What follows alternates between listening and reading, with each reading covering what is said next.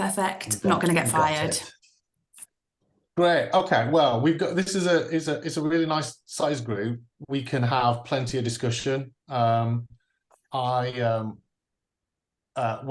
do a lot of these kind of things, and obviously the danger is as soon as you get over about 15, 20 people tend to have their camera off. People tend to not really want to speak, and it ends up being a presentation. And whilst I do have some stuff to share with you, obviously some of the richness in what we could do in the hour that we've got is give you the opportunity to share a little bit about what you're doing as well. I don't run a rugby club. My experience is hospitality, so it's obviously relevant, but you'll clearly have an angle on some things which I won't have, and that would be good to be able to share that between you as well. Chris, welcome. Hi. You've not missed anything yet, so don't worry. It took me ages to get in. No problem, no problem. Did you see anyone else in the queue? No. Okay, so let me share my screen with you then, and then we'll get cracking. Oh, and by the way, as we go, I'll have because we're a small group. I mean, you can use chat if you want to ask a question, or the Q&A. You're welcome to do that. But because we are small, you could just stop me and just ask, and we'll stop and we'll deal with things as we're going. I'm trying to think if there's anything else. I think that's about it. But yeah, the only problem with being a small group is that I thought I could get away with having and be able to. Well, I've got something that might look like water. Cheers. Okay. So I was sharing my screen, wasn't I? There we go. Sophie, are we all good there? Can you see? Yeah. Great. I'm just going to move you guys around so I can still see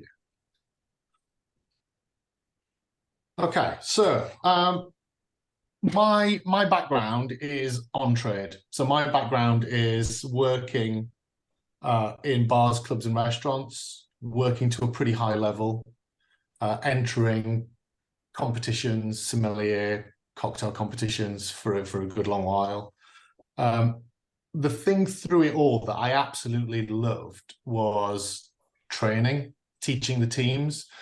And by the time I became a general manager, I got my first general manager role at around 21, 22 for a company in Sheffield. And something just clicked that it was like the thing that's going to make me look good is if the team do really, really well. So I just poured all of my efforts into the team, training the team, and it did me a disservice. So I'm very passionate about how important training is, particularly in hospitality. And also, I guess, the underestimation on actually how much skill is involved in giving people a really remarkable experience. So I want to share a little bit of that today. My approach with all of these things. So I teach this stuff all over Europe and sometimes a little bit further. And the one thing that we all have in common is that we are all pretty short of time. So everything that I'm going to show you today as advice or discussion points, everything I'm going to share with you will be quick to do. A lot of it will be common sense. That said, most people aren't doing it. So even though it's common sense, it's not common practice. So that means it's probably not easy. Now, it's not that hard. It will be quick, but it will require some effort. So we started working with Diageo, who you may or may not know. I'm sure you do know Diageo. What did Diageo do? Ian. Guinness. They do Guinness. Yeah, they do Guinness. Yeah. So they do Guinness and a multitude of other brands, which you'll be aware of as well. So Smirnoff, Gordon's, Tanqueray, Pimm's, Bailey's. You know, they're the biggest supplier in the world of alcohol. Biggest producer, sorry. Now, I started working with them about 10 years ago, working on a program called Diageo Bar Academy. the idea of Diageo Bar Academy was Diageo realized they've got this relationship all the way back to the farmer. You know, they sit on, for Guinness, it's quite interesting, they sit on something called the Seed Council. Don't know if you ever, hey Alex, how you doing? They sit on something called the Seed Council. Basically, they have a say, somewhat of a say, in what type of barley gets planted, simply for the fact that they're going to buy that much of it. So they've got this relationship all the way back to the farmer, the brewer, you know, all through the harvest, the brewing process, maybe then into the distillation, the packaging. They've got so much control over all of it. And then if you think about it, then they hand it over to us. And then we give it, I'm not saying you specifically here, by the way, but they hand it over to people in the on-trade, who might give it to someone who's not been trained. And that last final step where the product gets from whatever vessel it's in to the consumer is often the one that is then the weakest. So the idea of Diageo Bar Academy was, how can we help, or how can Diageo help the on-trade in general improve that last step? So it's all about training. It's all about training staff. We include managers in there now. We've got various management training courses that we run. By the way, whilst we're doing this session here online, you do have, and I'm going to give you a little form right at the end. If you want to request the session, then we will come to you. We will come to you with your bar. You get all your team in. We would agree with you on the content, you know, what you want to run. Is it about quality? Is it about speed of serve? Is it about general hospitality skills? You know, whatever it might be, we would work that out with you. And then build something from a 2 to 3 hour session that then we would run with your teams directly. Just because we found actually you need to train a good proportion of the team for the changes to stick. It's really difficult to train one person and then expect that person to go back and pass that information on to everyone else. So we try, if we can, to always have at least 50% of your team together, so that we can teach them all kind of the same thing at the same time. So that's Diageo Bar Academy. That's kind of who I'm representing, I guess, today, and very proud to be working with them for the last 10 years. So let's get into it then. So a well-run, profitable rugby club can be the pillar of the local community. We want to invest in it. We want to improve the facilities. We want to attract new members and go from strength to strength. And Stuart, I think you were saying, as we joined, that the bar is an essential part of the club. So even though you're bringing someone new in and they've got good skills, you want to keep your eye on it because it can be such an important revenue driver. Yeah. So my agenda for us, in fact, I do have an agenda, but my agenda is sort of a question. And if you can answer the question, then that will be our agenda. Okay. So it's kind of over to you a little bit. Feel free to just shout things out. Nothing will be wrong. Nothing will be wrong. More likely it will be too detailed, and I'll be wanting you to think a bit bigger. So the question is, what are the 3 big ways that you can drive sales in any hospitality venue? So it could be a restaurant, bar, hotel, rugby club. What are the 3 broad areas do you think that you can work on to drive sales? I would say clean and welcoming. Who was that? So was that you, Ian? No, it was Chris. Chris. Clean and welcoming. Okay, clean and welcoming. Yeah, clean. Absolutely. People expect cleanliness. Toilets are a big thing for people, particularly. And I don't want to draw gender differences, but there are gender differences when it comes to toilets, particularly if you serve food as well. Okay, so clean and welcoming. What else? Mick, what did you say something there? I saw you go off mute. I'm going to say efficient bar staff, so people aren't waiting for drinks. And All right, so yeah. So speed of serve. Yeah. Interestingly, there's some really good stats around. If someone rates the speed of serve as being poor, it's highly likely that they would rate the overall experience as being poor. Yeah. If they rate the speed of service as being good, then it correlates with them thinking that the overall experience is good. So now it correlates. We don't know if it causes it. Sorry, go on, Stuart. No, sorry, carry on. No, please go on, chip in. I mean, so going high level, then certainly two of the ways you can drive sales in a hospitality venue are get the same people who are coming to spend more than they normally do, and get more people through your venue. And maybe the third bit might be look at your opening hours, extend your reach, timing, whatever.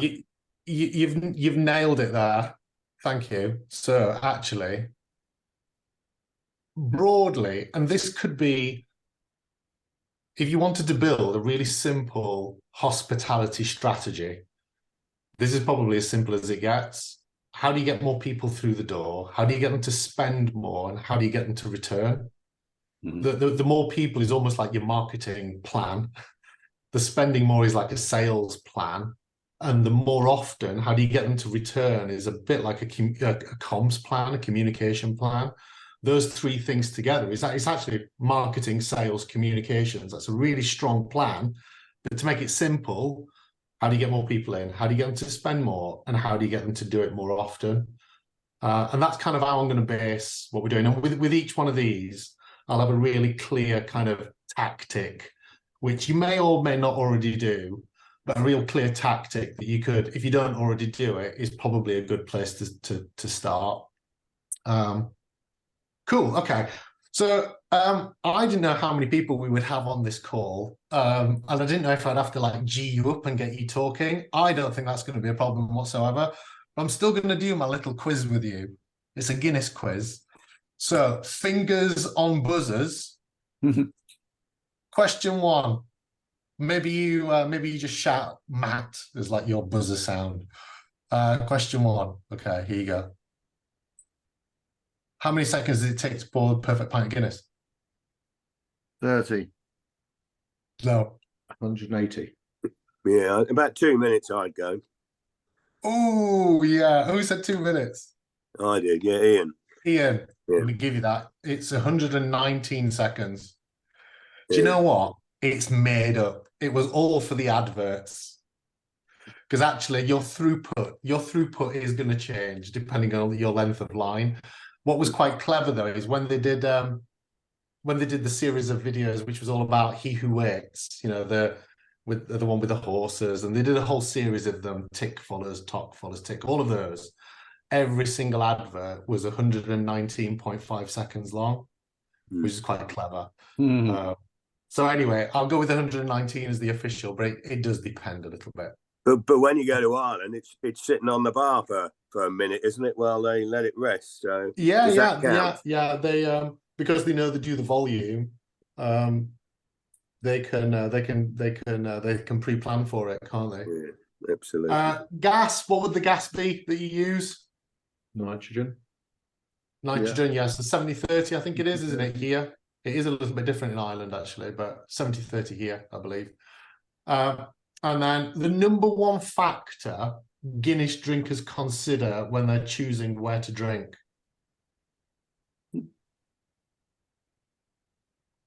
Quality of the drink? Quality. Yeah, quality of the drink. Yeah. In fact, and I'll show you later on, there's some really good stats that show that Guinness drinkers are actually quite influential over other drinkers. They're the ones that are saying, let's not go there. Let's go here because the Guinness is good, and they'll drag everyone else with them. Okay, all right. So thanks for that. Like I said, that was intended if we were a big group and people weren't talking. So spending more. Let's get cracking. So why would people want to spend more money in your pub? Simple answer is we've got to sell what they want, in a way that they perceive is good value for money, and I'm choosing my language very carefully here, amazing customer service. Good customer service is not enough. In fact, I would argue, if you think about it, and if I were to ask you guys, like, if you were to think about the last time that you went out into hospitality, a restaurant or a hotel or whatever it might be, like, when was the last time you had an absolutely remarkable experience? And what did that remarkable experience come down to? Very often, the story will be about a person, someone. And the story will be about they made you feel special in some way. That's what it always is. That, for me, is remarkable hospitality. And the thing is, and we'll get onto this a little bit later, we don't generally teach it. We teach service. We teach, like, this is how you do this. This is how quick you should do it. Mm-hmm. When people come through the door, you should smile and say hello. That's service.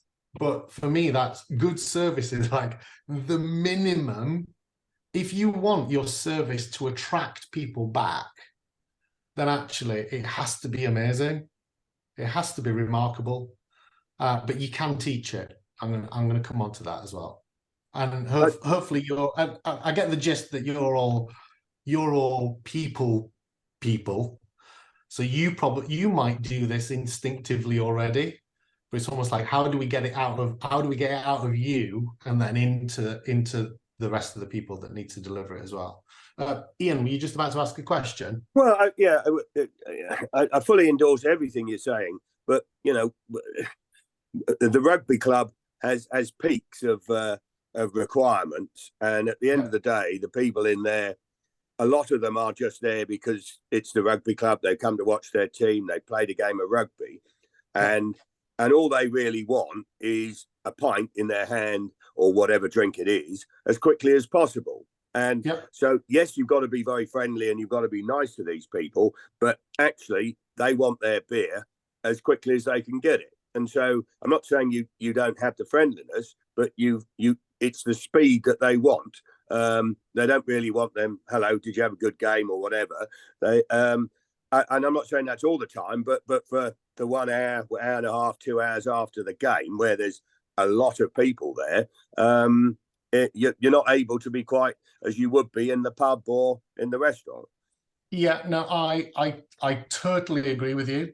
And actually, if I'm glad you brought it up, because actually, when you are at peak trade, when you're at your busiest, then faster service is better service. Because for all the reasons that you've just said. So I totally agree with you. No one wants to, even though the person that you're engaging with might be appreciating the conversation, the 10 people waiting behind it aren't. So no, I totally agree with you. And what I'm suggesting here is not, it's not you do this all the time. There are obvious times where speed takes precedent. Yeah, no. Can I chip in on there? Can I chip in? Yeah, of course. Fire away. So I represent a very small grassroots rugby club. We're at level 10, so we're the strongest. We hold everyone up. We're out at the bottom. So our bar, it's relatively small, but we've just spent a fair bit of money doing it all out. Yep. The challenge, it's probably the same for bigger clubs. The challenge I feel we face after a game is that people don't drink anymore. They're more conscious of drink driving. So it's trying to sell them things, I don't know, at least get them to have 2 drinks rather than just one and vanishing, maybe, or at least selling other drinks. But then on the flip side, with our club, we rely heavily on letting our premises out to other users, and hopefully we're going to start trying to drive up more external use of the bar and the facility. So it's like 2 completely different markets, and it's how can we, with the same bar staff, serve 2 different clients. Yeah, got you. I'll definitely touch on some of those points, Chris, as we go through. Yeah. Anything else from anyone? We rarely have people in our clubhouse after 5:30, 5:45. So, you know, I think it's a challenge for every club. And if clubs have people in there 2 or 3 hours after the game, I'd love to know how you do that. Go ahead, Ian. Yeah, just to say, Matt, unless I missed it before I joined the call, it would be quite interesting, given the comments that people are making, what location their clubs occupy. The reason I say that, and I'm guessing we're not in the minority here. Our club is a mile out of a small village, so we're not in the middle of a town or anything like that.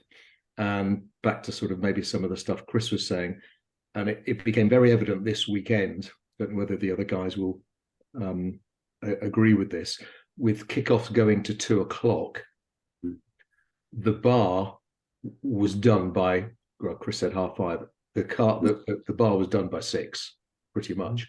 Yet when it's a 3 o'clock kickoff, you'll get people drinking through the late 9 o'clock. It's very, very stark. And I think that's down to, well, yes, obviously kickoff times, but also I think location as well. So I was just interested to know where. So I don't know where everybody's from, other than I think it was Ian that came in and said he's from Marlow or somewhere. But our club's on the Marlow's a reasonably sized place, but we are on the outside of the town, and it's the last place on the road going through. So we're all not going to be in the centre of town, are we? It's rugby clubs. I think you've definitely you've hit a kind of like, not a thorny subject, but you've hit a pertinent subject around the fact that people are moderating their alcohol intake. People are much more conscious of it. You will have no doubt seen the drinks producers try to pivot to leverage that kind of new opportunity. So rather than people coming in and saying, I'm driving, I'll just get a glass of water, or I'm driving, I'll get a Coke, the ability to say, or what I guess, but talking about Diageo, what Diageo are trying to do is get people to drink a 0 alcohol Guinness rather than an alcoholic one, and maybe stay, and maybe that's better for your margins as well, which we'll come on to. So that's all good chat. I've jotted a few things down just to make sure that when we do loop back to them, we don't miss anything. So broadly, sell what they want. So if we start with that, there's an exercise to do, really. You may have already done it, so I'm struggling to skip. Let me try skipping slides that way. There we go.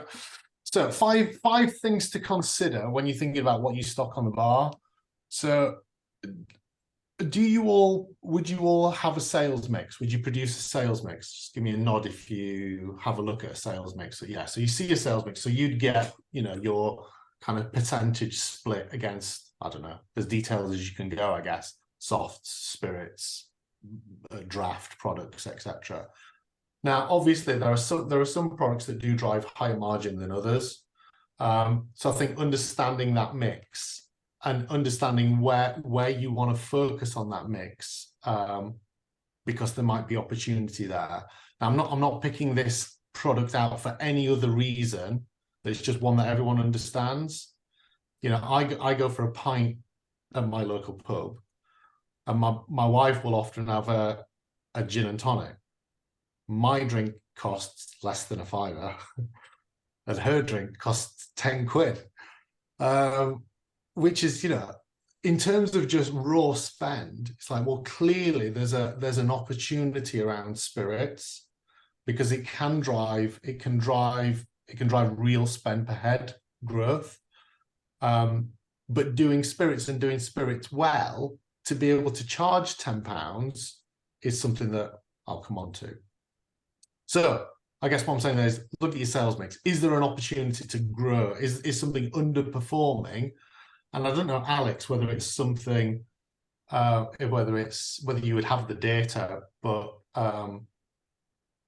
it might be useful to know, like as a group, whether you over or under index on certain things, because it could be that you've got certain rugby clubs that massively over index in non-alc, which would suggest to me, like, well, what is it that they're doing? What is it that they're doing? How can we learn from that and then cascade that around everyone else? So your sales mix can be really useful. In terms of categories, so I'm sure you do have, you're well represented across categories, but people in general now are going out less. I think you've kind of alluded to that already. Going out less, but their spend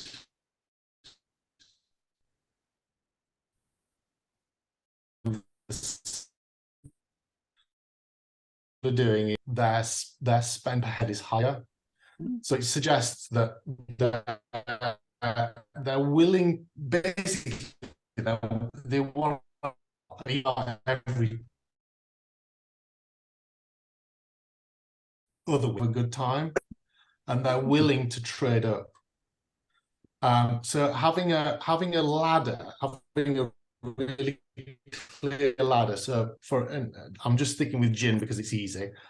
It might be that you stock Gordon's, you might stock Tanqueray. Is there an opportunity to stock something like Tanqueray 10, or is there a ladder that you can drive people up again to just increase spend? And we'll talk about how you do that in a sec. Does the range fit with current industry trends? The picture on the screen is I'm not sure if you've ever been. It's the biggest one in the UK, called Imbibe Live.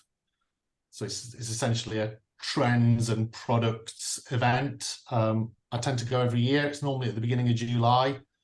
Worth a visit to just see what's going on, and also leaning on your suppliers like Diageo, Alex. We could provide more data on where's the growth coming from. I mean, tequila is on fire, but it's very small.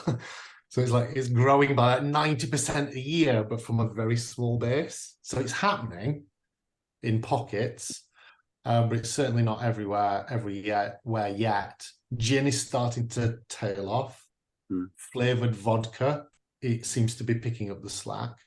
So it's kind of like, if these are the things that people are experiencing when they go out drinking in town, or on their other social occasions where alcohol's involved, then just making sure that that's mirrored in your offer, so they're getting the kind of things that they would expect. Matt, cool. Okay. Pick up one point. Yeah, we're refining exactly the same at my own club, Camp Hill in Solihull, around people not staying every week. Yeah. One of the things that we have changed is sort of we try and do one big Saturday a month. So that bit you're talking about people going out for that one big dinner and stuff. We try and make a big deal of one Saturday a month. It used to be, people would stay around afterwards, but they're not. That's the change that we've made at our own club. That has been a sort of, obviously you're still offering as much as you can through the rest of the time, but we've gone for one big event a month. Great, thanks, Alex. Yeah, same at Reading, Alex. We've the men's team certainly have a kind of monthly social booked in the calendar, and they get their late passes in early, if you know what I mean. And they'll be happy to get stuck into some alcohol and some shots or whatever, because they've teed it up so they can go home in a cab, or some kind person pick them up. And by giving that focus, it does seem to certainly make those ones pretty busy well into the mid-evening or so. Great, thanks, Stuart. Okay, so on the spending more, and by the way, I know I said more people spending more often. I've started with spending more. Because I think it's the easiest one to do. More people is hard. Return visits are hard. Actually, when you've got them and they're there, that's probably the easiest opportunity to drive some additional revenue through the bar. So that's why I've started with it, by the way.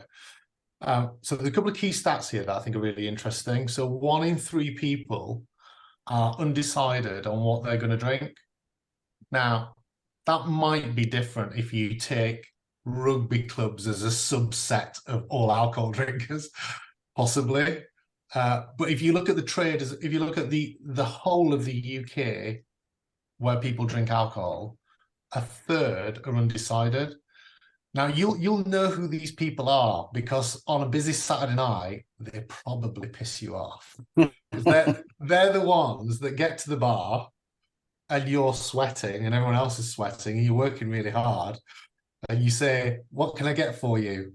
And they go, and you think, how long have you been waiting at the bar? Why haven't you decided what you want? And we kind of like silently punish them. Tell me if this rings bells with anyone. We silently punish them by saying, "I'll come back to you." And we go and serve someone else. It's almost like, if you can't be ready, I'm going to make you wait just a little bit longer. Now, actually, if there was one thing to change, if there's one like mind shift that I would encourage you or your teams, it's like they are an absolute gift. They will literally buy whatever you suggest, as long as it's in the right ballpark. 9 out of 10 of those people will take a recommendation. So basically what's happening is you've got repertoire. Yeah, you've got I don't know, I think the average is about 12 drinks repertoire, where you choose them regularly when you're going out. And it'll depend on what you're doing. If you're eating, or if you're with friends, or if it's the morning, or if it's late at night, you might change what you drink. And on average, we've got this repertoire of about 12 drinks. These people are the same. The fact that they're at the bar going, I don't know, I don't know. It's like, well, they could easily just order from their repertoire. The fact that they're not doing suggests that they would like something different. They just don't know what. So, and believe it or not, recommending within what we're talking about is not seen as selling. When you interview people, after doing a lot of this work with them, they don't actually see it as selling at all. They see it as amazing service. It's like you've stopped to take time out to tailor the evening just for me, to make a recommendation just for me. I don't know if you've ever had it in a restaurant where a really good waiter will say, "Excuse me, sir, why don't you try this? It's blah, blah, blah. It's really good." You just feel like you're in their hands, you trust them, and it feels like great service. Now, I'm going to tell you, this is a true story. I got the data back this morning. I won't tell you the company because I'll give you the figure, but it's a large, they have lots of rides and other attractions, okay? And they're a company that owns a variety of these kind of businesses, okay? Like businesses that you would go for kind of an experience. We did recommending training with their whole company last year, and they've seen a 48% growth in their drink sales. And whilst they've put a small amount of that down to they had a new site open. Actually, they're equating £1.4 million in turnover down to recommending, because they just didn't. People would come to the bar, they either order or they don't. They're made to wait if they don't know what they want. We changed that to people saying something like this. They would say, "What do you normally drink?" "Okay." "Have you ever tried Tanqueray 10? "No." "Okay, well, it's made with fresh fruit. It's regarded as being one of the best gins in the world. It makes a great gin and tonic. Do you want to try it?" That was it. So it's really simple. It's kind of like, ask them what they already drink, because you need to know the ballpark. Ask them if they've ever tried something, and it's an open question. It doesn't matter if they say yes or no. "Have you ever tried Tanqueray?" "Yeah." "Okay, great. Did you know that?" "Have you ever tried Tanqueray?" "No." "All right, it doesn't matter what they say. You can go on. You tell them something interesting about it. Number 3, you tell them how to drink it. Makes a good gin and tonic. or you should try it in a Tom Collins, or mixes brilliantly with Kirk, whatever. You just tell them how to enjoy it, and then ask them if they want to try it. It's probably, if I work with bars and restaurants that are struggling, they're losing money, they're on the verge of closing, this is our first intervention, because it gets the biggest change. You would be, now again, Ian, was it Ian? Don't get me wrong, like we're not. Oh no, sorry, I think it might have been Chris. Don't get me wrong, you're not doing this during peak trade. You know, if someone doesn't know what they want, then you'll say, okay, I'll come back to you, and you go on to serve someone else. But this is that build-up period where if they are going to stay for 2 drinks, you've sold them a nice drink or an elevated drink in the first round, and then when they come back, it's kind of like same again. It's really powerful, honestly. Any thoughts on that? Any thoughts or feedback or challenges to it?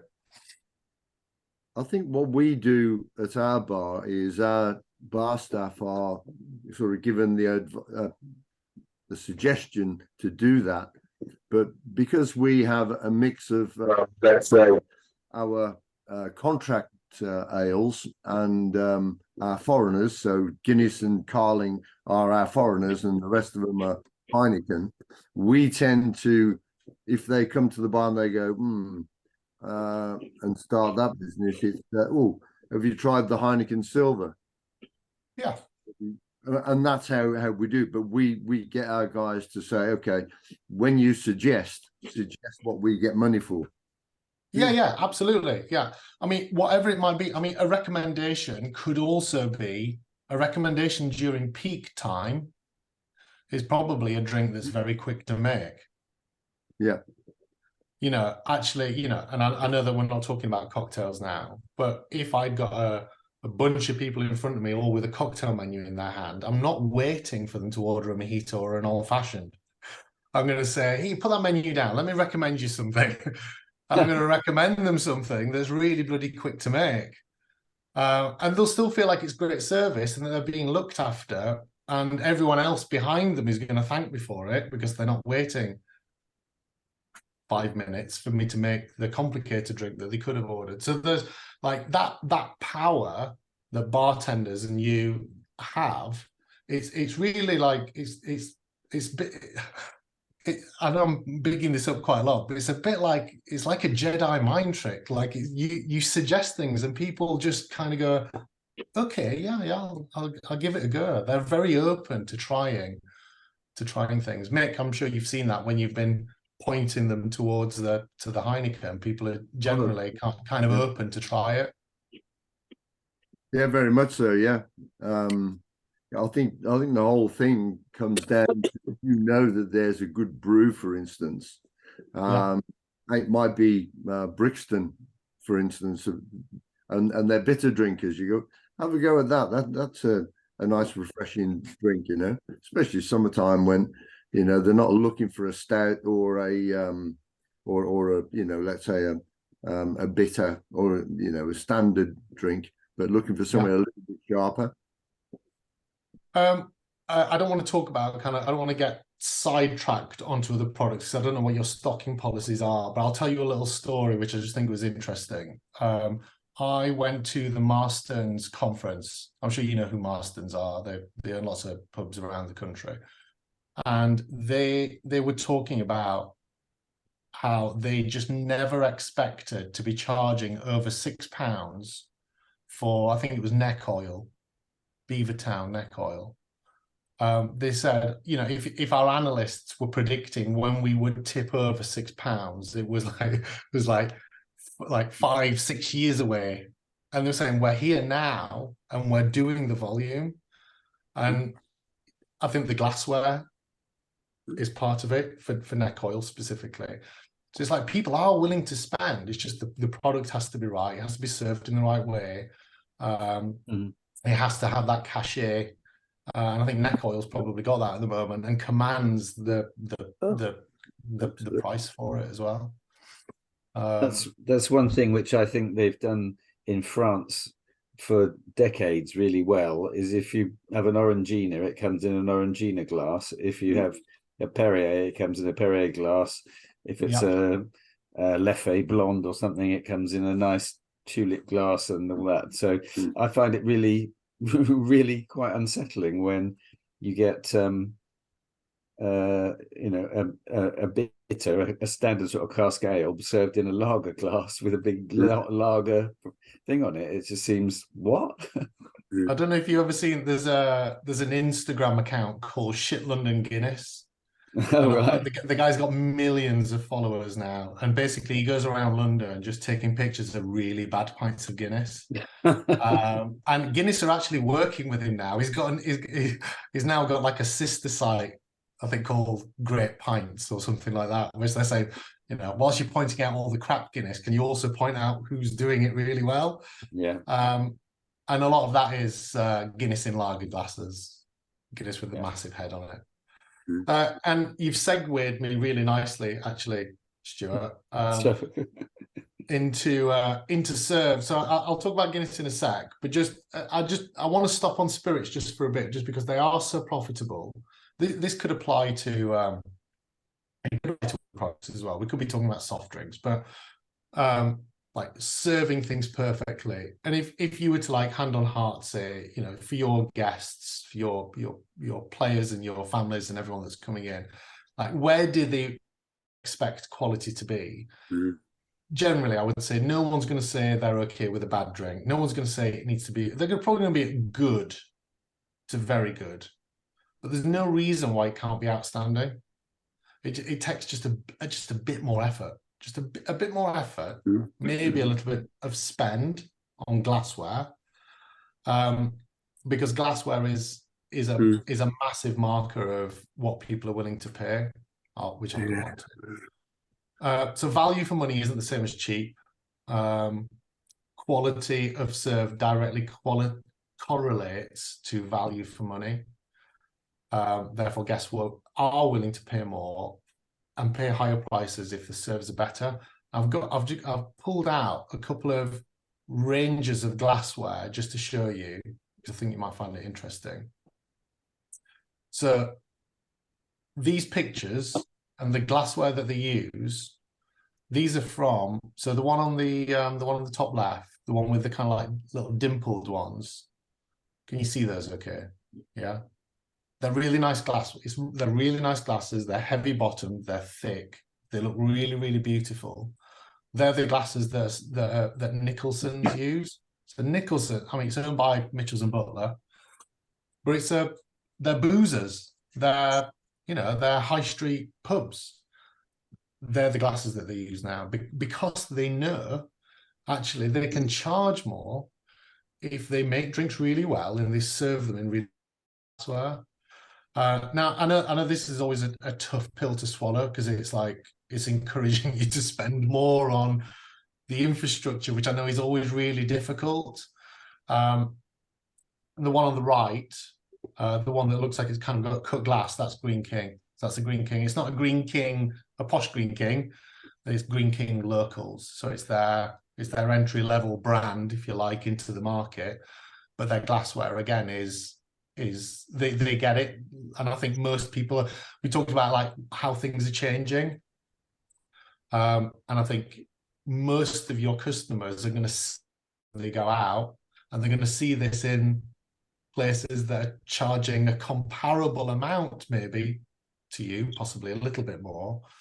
So I think there's opportunity there, is basically what I'm saying, or at least it's worth exploring.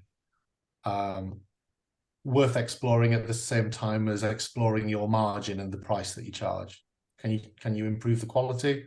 Can you improve the glassware? Can you stretch the margin a little bit further as a result? Deliver better quality essentially and charge a little bit more for it. Any thoughts on that one? Or again, or challenges? I mean, Totally, again, I don't know totally where I'm agree with you. speaking. Go on, you go, Chris, and then Ian, I'll come back to you.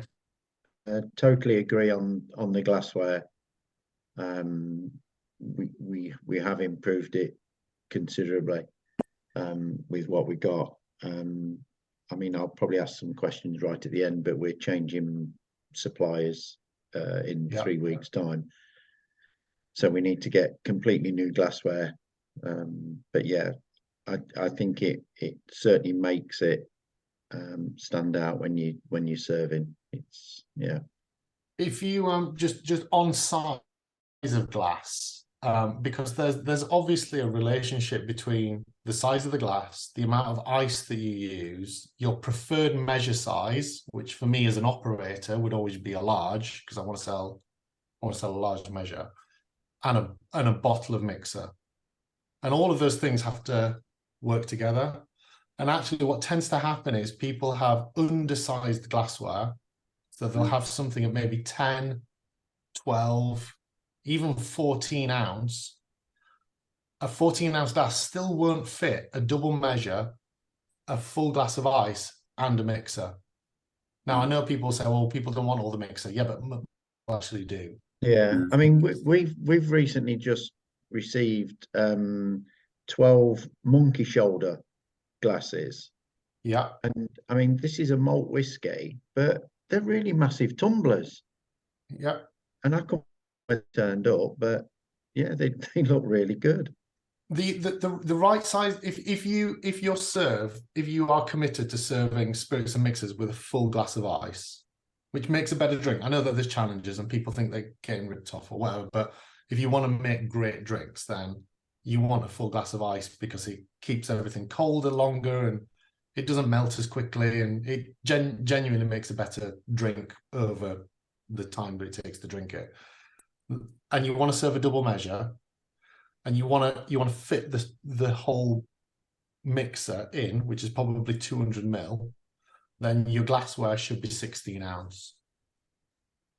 A pint glass is 20. It's not far off. Like it's a. Now, if I showed you there a gin and tonic or a vodka and cola, let's say, in a 10-ounce half pint versus into a nice cut glass 16 ounce, and they're the same drink, one is just going to seem like way better value than the other. And actually what you're doing is you're changing the size, but you can change the quality of the glass, but you're also changing the size. But I can, we can talk more about that if that's or we can give some more advice on that if that's something that you'd be interested in. That there's just no comparison, is that, from that kind of serve to that. Matt, And that style of glass, if you to measure that's a 16-ounce glass. Matt, I don't know whether it's because I'm in the Northeast. It's just not a conversation for us. Those glasses will get nicked. We have plastic glasses, branded plastic glasses with Tyndale RSC on, stuff like that. I just don't. I don't get this for rugby clubs, not for us. We just sell. We're not a massive club, but we sell lots of beer. Get a few, females coming along as well. Sell a few gin and tonics and a bit of wine and stuff like that. I just don't. I don't think this glasses bit is just. It's a bit of a not a red herring, but it ain't going to put any money on our bar. So Ian, I don't know your bar, and It's a rugby club. It's a rugby club. You might be right. All I can say is I've had the same conversations with Nicholson's and Green King 5 years ago, and it's the direction that they've gone in because they've seen that there is value to it. Now they're the same. They get them nicked. They get. I can't say it will absolutely be the right thing for you to do. I guess all I'm saying is I think it's worth looking at because it's the way quality of serve is probably the biggest change within the industry in terms of expectation from consumers. So they're expecting more, and therefore, could you charge more if you did it better? Could you charge more for it? Yeah, I think it's a moot point, and I think also again back to location where we are. you know, we're not competing against 5 other pubs on the high street. People come, you know, there's a match, they come to watch a match, they'll have a couple of beers, they'll drink in essence almost what, you know, what's there. To us, it, you know, my perspective, it's what's the price points and things like that. You know, it's getting that right more than, you know, the glasses look nice. I think, and it's, have we got the right bar staff, and, you know, the bar staff, you know, efficient, quick, polite, and all that sort of stuff. I think I think you've got like, to be none of that is like, I don't think there are any of them are mutually exclusive. I think they're all marginal gains in a way. Not one thing is like a silver bullet that solves everything. And I agree. I think that's my point. It's the marginal gain. Whereas I guess what I'm, you know, because I'm head of commercial for the club, what I'm always looking for is more than marginal gain. You know, it's going to be a bit of a game changer, if I'm honest. Yeah, and well, I would argue that a lot of stuff that you do on the bar is marginal gains. But the marginal gains do add up. Speed and efficiency is a good example. I'll maybe try and squeeze a bit of that in the end. Thank you for your feedback, Ian. And you're right. I mean, I'm not saying that this is a silver bullet that's right for everyone, but these are I guess the key things that we're seeing change in the industry that are making a difference for some people, but certainly won't be an answer for everyone. Sure. Yeah. No, but I think you made a very valid point, but I think we sit here with rugby clubs, and people have a sort of finite time. Nobody says, "Oh, let's go down the rugby club on a Friday." We tried opening every evening of the you know, in the summer and winter, trying to attract people. The majority of the time is spent at a game time, and people in the main are there for 1 or 2 hours. What you're talking about, and I think it's very valid, but it will take quite a lot of time, is we've got to try and find some way of encouraging people to stay longer. And depends what people, whether they're going with their friends or going out with their wife or the girlfriend, or vice versa, whatever way round you look at it. But in the main, rugby clubs are not places, and I'm sorry, I'm not trying to be sexist, but I'll just speak for my own personal opinion. My wife doesn't like being in the rugby club because she said she'd rather sit in a pub. There's a log fire, and, you know, the table's been wiped down 5 minutes ago, and there isn't beer all over the place, and that's being fairly generalistic. So, you know, I think as rugby clubs, we have to look of trying to improve the way we present things, and everything you've been talking about, I think, would go that far. I had a look at our stock records before we came on here, and we're just not, you know, a bottle of gin. I think in a month, I think we got through 1 gin, and somebody had a little party, and we seemed to get through some vodkas. But in the main, nobody's drinking, you know, much in the way of spirits. It's beer, lager, and a bit of wine, but not much of that. And I think what you're talking about is a very valid point, but I'm not sure how easy it is for rugby clubs to progress that next stage and persuade people to stay. Can I chip in there, Chris? Of course, Chris, fire away. I think we were hitting rock bottom about 3 years ago. We were playing in the RFU leagues, getting tonked. Everyone was, you know, turned up, went home and whatever. And we made a really conscious decision to change it to being social, enjoyable rugby and focusing on families. At the same time, we actually, probably 5 years ago, we started our first mini rugby section, and we've now got 150 kids on a Sunday morning, which is unheard of. And if you come into our bar at 5:30 when we have got a busy thing, you will find families with 3-year-olds, 5-year-olds, mums and dads, women. And we're completely different from Ian in that gin goes flying out the window, Pinot Grigio goes flying out the fridge. We did make some conscious efforts. I mean, some of the things like you've shown on there, the glasses we used to sell wine in, we only sell single serves. We don't do bottles, single serves, but it was touching the rim. But we've now got bigger glasses, and they do look smarter, and they look more appealing. And over this summer, I've been really disappointed with the Rugby World Cup. But when we've had really good events and good takings and good sort of feelings, is when we've managed to get families down and trying to get the younger ones down. And you know, like I was mentioning before, people don't like drinking alcohol too much at the moment. Some of our biggest sellers are Fanta Lemon. They're flying off the shelves. And we always used to only sell Diet Coke and Coke Zero, but we've started stocking full fat Coke again, and people love it. People actually love those drinks. And you know, we've got Coke glasses to put them in rather than just serving them in the can. So I know what people are trying to say. It is you know, we're an old-fashioned rugby club. We're not an old-fashioned rugby club, but you know, you have rugby clubs, and I do think you have to try and break the mold. If you can get husband in with 2 kids rather than just the husband, you'll take more money. Yeah, I mean, I guess that's been my approach to kind of preparing this, because you know, I go to a rugby club. My son plays in the under 10s. I would drink a gin. I would order a gin and tonic, but I don't, because it's not served very well. So I'll have a pint of Guinness. My wife comes. She would. Do you get what I mean? It's like they're not doing the volume because it's not done well.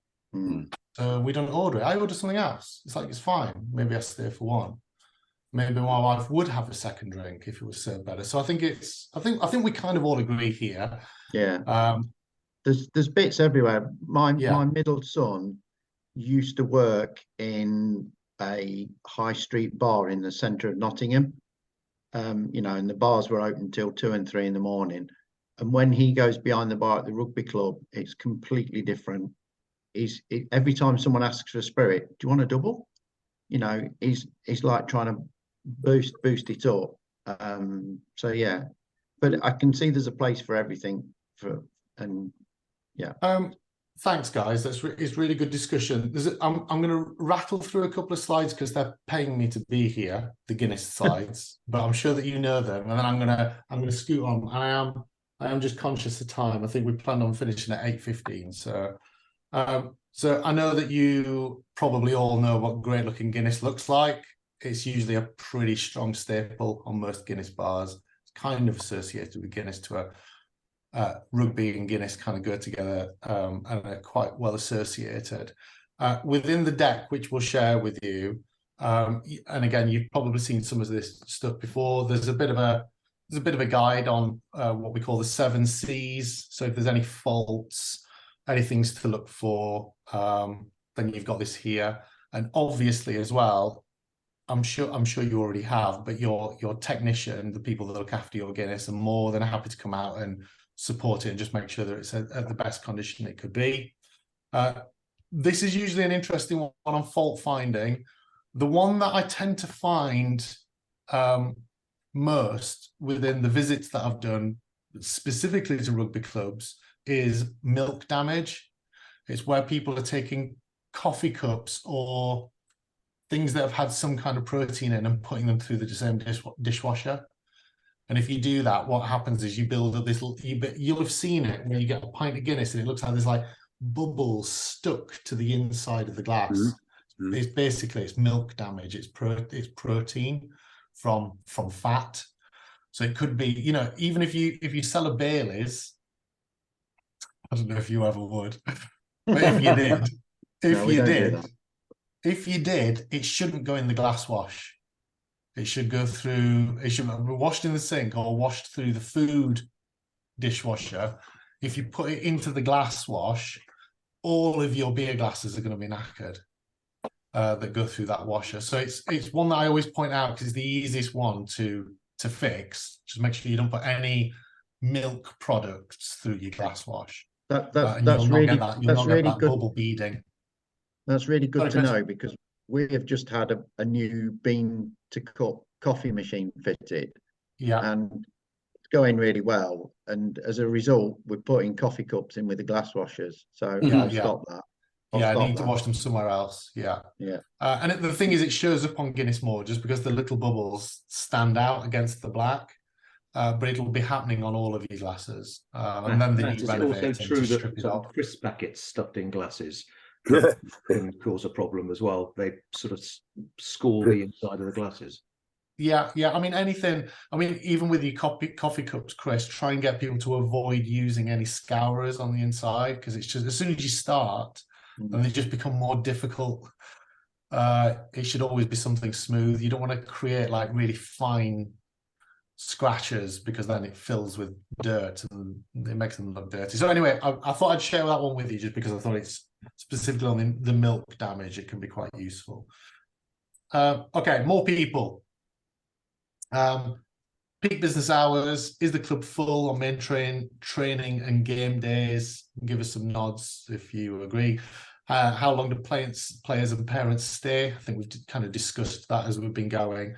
And then what can we do to encourage people, players, parents, to come into the club during those peak times and stay for longer? And I guess I know that we've discussed a little bit of this already. I think the last conversation that we had was kind of verging towards this. You know, if the first team are in and they're having a good time, is there a way to like not piss on their bonfire, so to speak, give them a space to enjoy? Let's call it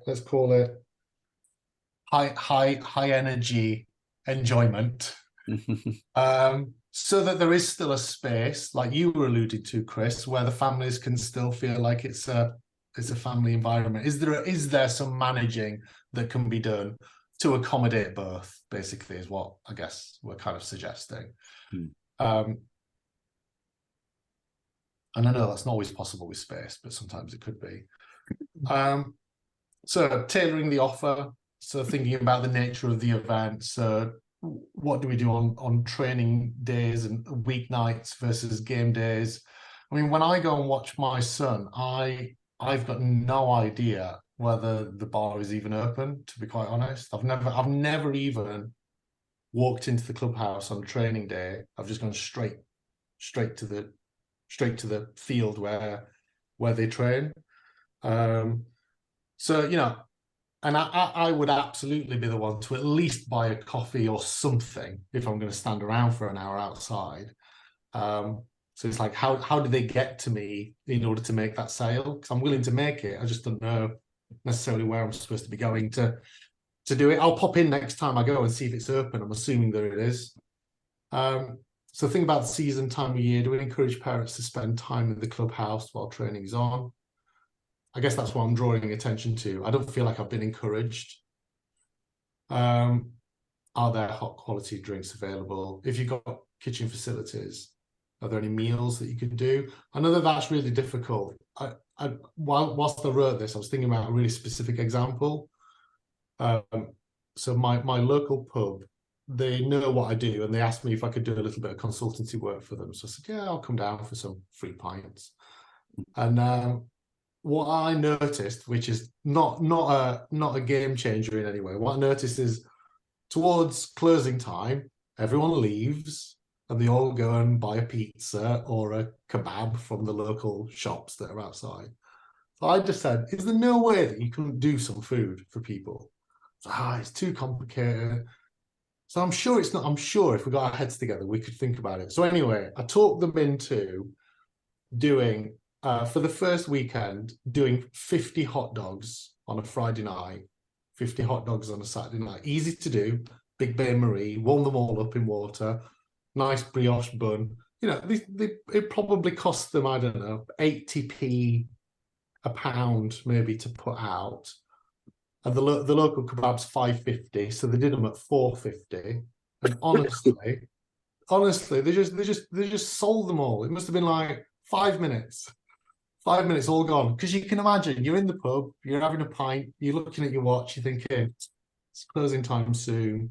And then you're like, what's that smell? Is that onions? Like I can smell onions. Is that you can smell the hot dogs, and then they come round with them. 4.50 a hot dog, and everyone's like, yep, I'll get a hot dog, I'll get a hot dog. So now they've made an absolute thing of it now. So every weekend, and I think they do somewhere in the region of about 100 to 200 hot dogs at the end of every Friday and every Saturday night. You know, add that up over a year, it's a considerable amount of revenue just by going, where's everyone going? They're all going for food. Well, can't we do a bit of food? So, and they just do hot dogs. There's nothing else. I think they might have started doing a veggie dog because they got people complaining. But they, you know, it's just one product that they do to keep people happy and give people a little bit of food. It doesn't have to be complicated, I guess is what I'm saying. Okay, game days. So catering for all supporters and families on game day. We've talked about this already, but credible premium adult zero alcohol options for drivers and non-drinkers. Food available for fans as well as players. See last example. Is alcohol allowed pitch side? I know some people it is and some people it isn't. Do you have the right cups in order to allow it if you can? Also, right at the end of this deck, there's a phone number to Poppleston Allen. You might already know who they are, but they can give you advice. It's free advice on licensing matters if you need to call them. So I'll show you that right at the end. And then private hire. And I think, again, I can't remember who it was who mentioned this earlier, Chris, about using the venue more. We did our company conference. Every summer, we have like a little summer party. We're a marketing agency. We need a space. We always do something that's fun and engaging. So we did something like It's a Knockout with big inflatables. And obviously we needed somewhere to put it. So we used the local rugby club, and then we had the party in the local rugby club afterwards. Now, we thought of the idea. We went to the rugby club to say, is there any chance we could rent your pitch in order to do this? It's like, if that was turned round and they were going to local businesses saying, you know, the pitch is available, these are the kind of things that we could do. These are some of the companies that could help you put these events on. Then yeah, potentially, you know, you've got an amazing outdoor space that could potentially be used for more than it is now, and particularly in off season as well, where it might come in really handy. Now, I was gonna get you to kind of like ideate on that, but I feel like we're running out a little bit of time. So I was gonna say to you, I was gonna get you to share. Maybe we'll do it really quickly. Are there any interesting events that you have had on recently that you think it'd be useful to share with everyone else? Mick, yeah, go ahead. Yeah, well, an obvious one. We had a firework display, which basically we sold tickets for at £5 a head, and we made ticket sales. We made 500 quid, and over the bar we did 5,000. Yeah, great. Great example. Great example. Yeah. Go ahead, Stuart. Yeah.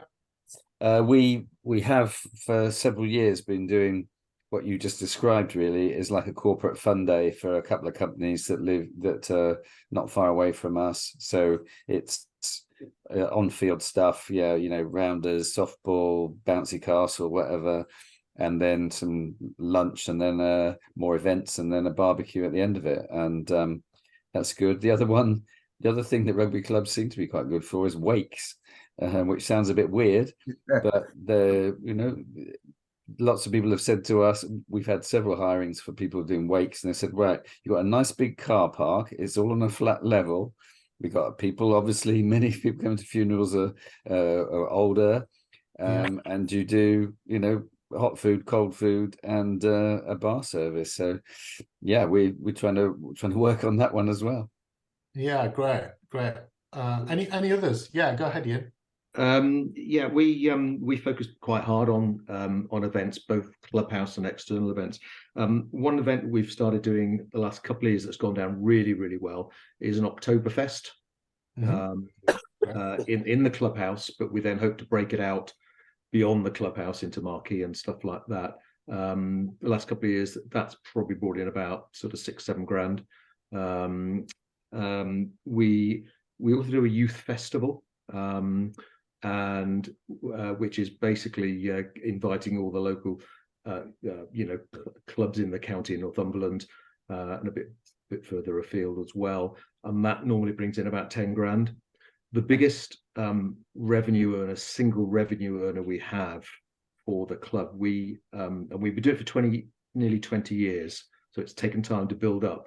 We have a beer festival in June. We get about 6,000 to 7,000 people. We make 80 grand profit on that. Right. And that's our big one. I wonder if there's a way, Alex, I don't know if I'm stitching you up here. I wonder if there's a way to just share assets, because obviously there's quite a lot of effort that goes into like planning and organizing, and I know that you don't necessarily all work together, but you work for the same organization. I'm sure that there are things that you could share with each other that might make it easier. So for instance, make your fireworks display, like if you had, I don't know, your little plan of how you planned all of that, is that something that you could share around to make it easier for people to start and do their own? We've got a starting point on that, Matt, with a new document that I'll include in the send out afterwards, that sort of highlights some key points and then goes into other areas about what different clubs and their top tips and things to start off with on a variety of events. Yeah, it's like there's tons of ideas here, isn't there? It's like how do you share them really effectively? So that we just did a new resource on it, and I say it will be included in the follow up, and Sophie will put a link in at the end that you'll be able to link to it. The only other one that I'd sort of add here is one of the problems that we had at our club was trying to find volunteers to run the events, and it's a gradual thing. You can't find the volunteers for the events. So a bit of a game changer for us is we've linked with different organisations, because we have the venue, other charities don't have the venue, so they sort of run the events. So the Round Table run the beer festival, and they're all their volunteers and things do all of that. And then we have other charities and things that we sort of give them the venue, and we take all the money behind the bar and all the money behind the barbecue, but they put it on because we just didn't have enough volunteers. So we've worked with other sort of voluntary organisations and things to put them on. So have a think about partnerships, because volunteers can sometimes be a problem.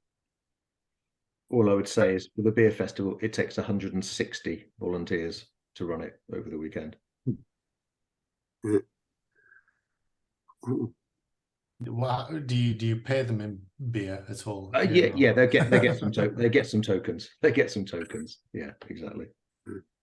Okay, just finishing off, because again I'm conscious of time. So the more often bit, so like the comms piece at the end, for me is there's a little mission.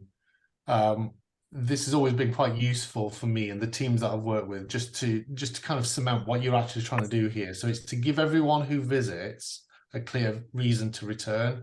If they're much more likely to make a decision to come back to something that you've already got planned. So in all of the things that you've been talking about, and you might do this already, and please don't think I'm trying to be patronizing, but actually, how far out are they communicated within the building and then externally, so that there's that noise in that build-up, so that I know that something that's happening in November, I'm hearing about it in September, or maybe even earlier, because I'm busy, I've got plans. My weekends, just like you guys, weekends get filled up really, really quickly.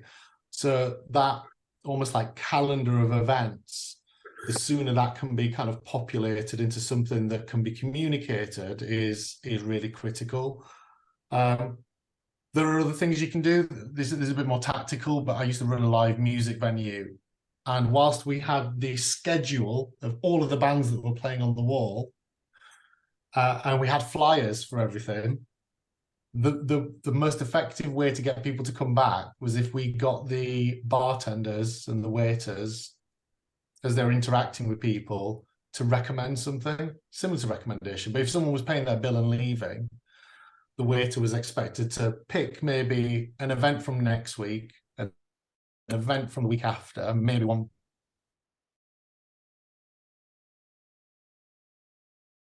we've got coming up that I think you might be interested in. So this one is about this, basically a personal invite to come. It's a bit of a, we're just trying to show them. And actually, by far, that was way more effective than the massive board that everyone could see, that no one really looked at. So there's, you know, you might make flyers, but don't leave them on the bar. Get someone to give them out and literally invite people to come, because you'd be surprised at that human touch and how much of a difference it could make. And this was our mission on busy nights, Fridays and Saturday nights. The door team, us, the bartenders, it will be everyone that leaves here is going to have a reason to come back. We're going to give them a reason to come back on another date. And that became a little mission. And whether that's done through flyers or social media or posters or verbally, that was always the mission that we went for. And that was a massive game changer for us. And everyone that we've worked with since who's kind of embraced that as an idea. There are a couple of other things there. Consistent opening times really, really matter for people to know when places are open. I know that, Ian, you were saying not the kind of place where people are going to just call in for a drink. So I get that. But honestly, I still couldn't tell you my local club. I'm not quite sure when they're open. I definitely know on some days, but then there'll be other days where I'm like, I'm not sure whether they're open or so just making sure that it's the same for any on-trade venue, people knowing that you're open and what the consistent times are. And if there are any changes, then communicating them really clearly. Live sport, if you can show it, show it. It doesn't always have to be rugby. If you can attract those people or groups down, could you do offers if people come down in a group, for example? And then special events, which again, we've talked about a little bit already, and that's the licensing number there that I mentioned. So in summary, more people is really about quality and amazing hospitality. I guess one thing that we didn't talk about with more people, the more events that you do, the more the expectation of the people that book those events might be different or more elevated than your current view of your own clientele's quality perceptions right now. So it could be in order to get those better events, actually the quality of serve does need to change as well, potentially. Spending more, recommending, honestly, it's a bit of a game changer if you can get the team doing it. And then obviously communicating what's going on in a really effective way is the last piece there. So that's me. I'm really sorry I ran over by a couple of minutes. I do have one tiny little favour. Is that okay? Are you all right for like 1 minute, maybe? One favour. If you could scan this, it's a 30-second survey. Just to tell me about kind of what you thought about today, really. It's the first bit of support that we've done for RFU with Guinness. And we want it to be effective. So be honest on it. And there's also a little question on there. If you want us to come and do some training with your team, then say yes and put your email address in, and we'll get in contact with you, and we'll come and work out what you want to do. If you can't scan that, I can post the link in chat as well. Hello. Just to do that. I think if you can do that, that would be good, Matt. Can you call me back in 5 minutes? Cheers. Right, no problems. Let me just quickly grab that.